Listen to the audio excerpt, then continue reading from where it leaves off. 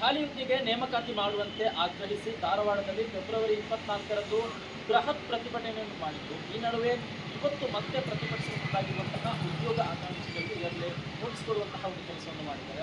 ಅದರ ಜೊತೆಗೆ ಇದರ ಆಚೆಯೂ ಕೂಡ ನಾವು ಮತ್ತೊಮ್ಮೆ ಪ್ರತಿಭಟನೆಯ ರಣಕಹಳೆ ಮೊಳಗಿಸಲು ಕೂಡ ಈಗ ಉದ್ಯೋಗ ಆಕಾಂಕ್ಷಿಗಳು ಮುಂದಾಗಿರುವಂಥದ್ದು ಒಂದು ಮಾತನಾಡ್ತಾರೆ. ಸರ್, ಇವತ್ತು ನಿನ್ನೆ ನೋಟಿಸ್ ಕೊಟ್ಟಿದ್ದು, ಏನಂತ ನೋಟಿಸ್ ಕೊಟ್ಟು ಸರ್ ಯಾಕೆ ಸರ್, ಇವತ್ತು ಬಾಬಾ ಸಾಹೇಬ್ ಅಂಬೇಡ್ಕರ್ ಅವರ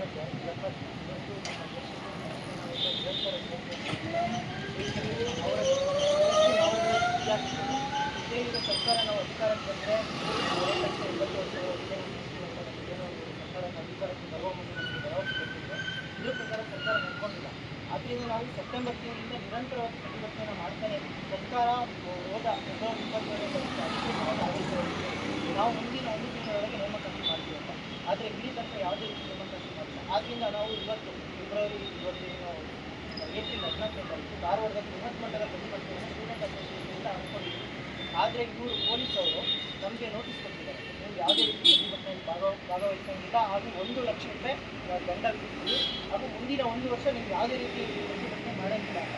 ನಾವು ಕೇಳೋದಿಷ್ಟೇ, ಸರ್ಕಾರಕ್ಕೆ ಯಾರು ಜುಡಿಷಿಯಲ್ ಪವರ್ ಕೊಟ್ಟಿದ್ದಂತ ದಂಡ ವಿಧಿಸುವ ಹಕ್ಕು ಸರ್ಕಾರಕ್ಕೆ ಯಾರು ಕೊಟ್ಟಿದ್ದು? ಇವತ್ತು ಬಾಬಾ ಸಾಹೇಬ್ ಅಂಬೇಡ್ಕರ್ ಅವರ ಜನ್ಮದಿನ, ನಮ್ಮ ದೇಶದ ಸಂವಿಧಾನ ಕೊಟ್ಟರು. ಇವರು ಪ್ರಜಾಸತ್ತಾತ್ಮಕ ಮೌಲ್ಯಗಳನ್ನು ಸ್ವೀಕರಿಸ್ತಾ ಇದ್ದಾರೆ. ಸರ್ಕಾರ ನಮಗೆ ಅನ್ಯಾಯ ಮಾಡ್ತಾ ಇದ್ದಾರೆ. ಇದರಿಂದ ನಾವು ಇದೇ ತಿಂಗಳು 17ನೇ ತಾರೀಕು ಬೆಂಗಳೂರಿನ ಫ್ರೀಡಂ ಪಾರ್ಕ್ನಲ್ಲಿ ಬೃಹತ್ ಮಟ್ಟದ ಹೋರಾಟವನ್ನು ನಾವು ಮಾಡ್ತೇವೆ. ಅವತ್ತಿನ ಪ್ರತಿಭಟನೆ ರೂಪರೇಷೆ ಅಂದರೆ ಈಗಾಗಲೇ ನಾವು ನೋಡಿ ಸರ್ಕಾರಕ್ಕೆ ಮನವಿ ಮಾಡ್ಕೊಂಡಾಯಿತು, ಅದಕ್ಕೆ ಎಲ್ಲ ರೀತಿಯಾದಂಥ ಹೋರಾಟಗಳ ಮೂಲಕ ಎಲ್ಲ ಕೇಳ್ಕೊಂಡಾಯಿತು. ಬಟ್ ಸರ್ಕಾರ ಯಾವುದೇ ಕಾರಣಕ್ಕೂ ನಮ್ಮ ಮನವಿಗಳಿಗೆ ಸ್ಪಂದಿಸ್ತಾ ಇಲ್ಲ. ಹಾಗೆ ಸರ್ಕಾರದ ಉದ್ದೇಶ ಏನಿದೆ ಅಂತಂದರೆ, ನಾವು ಒಳ ಮೀಸಲಾತಿ ಅನ್ನೋ ಕೆಲವೊಂದಿಷ್ಟು ತೊಡಕುಗಳನ್ನ ತಂದಿರ್ತೀವಿ. ಪದೇ ಪದೇ ನೇಮಕಾತಿ ವಿಚಾರವನ್ನು ಘೋಷಣೆ ಮಾಡ್ತಾ ಹೋಗ್ತಾ ಇದೆ.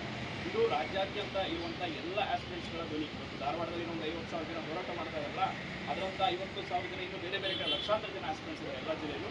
ಸೊ ನಾವು ಈಗ ಧಾರವಾಡದವರೆಗೂ ನಮ್ಗೆ ಅವಕಾಶ ಕೊಟ್ಟಿಲ್ಲ, ಹೋರಾಟವನ್ನು ಹತ್ತಿದ್ದಾರೆ, ನೋಟಿಸ್ ಕೊಟ್ಟಿದ್ದಾರೆ, ನಮಗೆ ಹೋರಾಟ ಮಾಡೋದಕ್ಕೆ ಯಾವುದೇ ರೀತಿ ಅವಕಾಶ ಕೊಟ್ಟಿಲ್ಲ. ಸೊ ಅದಕ್ಕೆ ಬೆಂಗಳೂರಲ್ಲಿ 17ನೇ ತಾರೀಕು ನಾವು ಇವತ್ತು ಅವಕಾಶವನ್ನು ಪಡ್ಕೋತೀವಿ.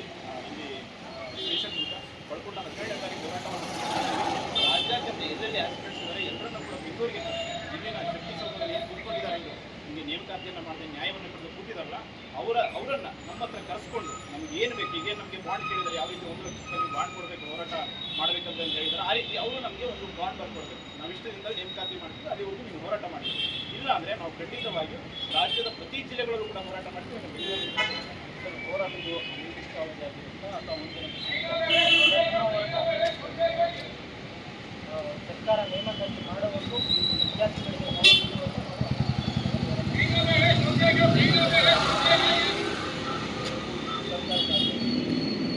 ಸರ್ಕಾರ ನೇಮಕಾತಿ ಮಾಡಿಕೊಡ್ಬೇಕು.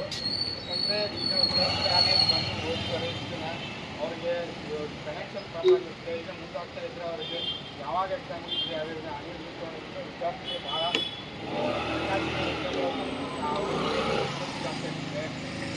ಸರ್ಕಾರ ಬೇಕಾಗಿದೆ. ನೇಮಕಾತಿ ವಿಚಾರದಲ್ಲಿ ಸರ್ಕಾರ ನ್ಯಾಯಯುತವಾಗಿ ನಡ್ಕೊಂಡಿಲ್ಲ ಅನ್ನೋ ಆರೋಪವನ್ನು ಕೂಡ ಇರುವಂತಹ ಉದ್ಯೋಗ ಆಕಾಂಕ್ಷಿಗಳು ಮಾತಾಡ್ತಾರೆ.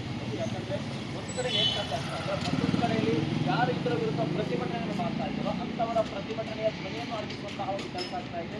ನೋಟಿಸ್ ಕೊಡುವ ಮೂಲಕ ಯಾವುದೇ ರೀತಿ ಪ್ರತಿಭಟನೆಯಲ್ಲಿ ಭಾಗಿಯಾಗದಂತೆ ಅವರು ತಡೆಯುವಂತಹ ಒಂದು ಕೆಲಸ ಕೂಡ ಆಗ್ತಾ ಇದೆ. ಬಟ್ ನಾವು ಯಾವುದೇ ಕಾರಣಕ್ಕೂ ಕೂಡ ಪ್ರತಿಭಟನೆಯಿಂದ ಕೈ ಬಿಡಲ್ಲ. ಮುಂದಿನ 15ನೇ ತಾರೀಕಿನಿಂದ ನಾವು ಅನಿರ್ದಿಷ್ಟಾವಧಿ ಪ್ರತಿಭಟನೆಯೂ ಕೂಡ ಈಗ ಇಲ್ಲಿರುವಂತಹ ಉದ್ಯೋಗ ಆಕಾಂಕ್ಷಿಗಳು ಮುಂದಾಗಿದ್ದಾರೆ. ಮಂಜುನಾಥ್ ಜೊತೆ ಸರ್ಕಾರಿ ಕನ್ನಡ.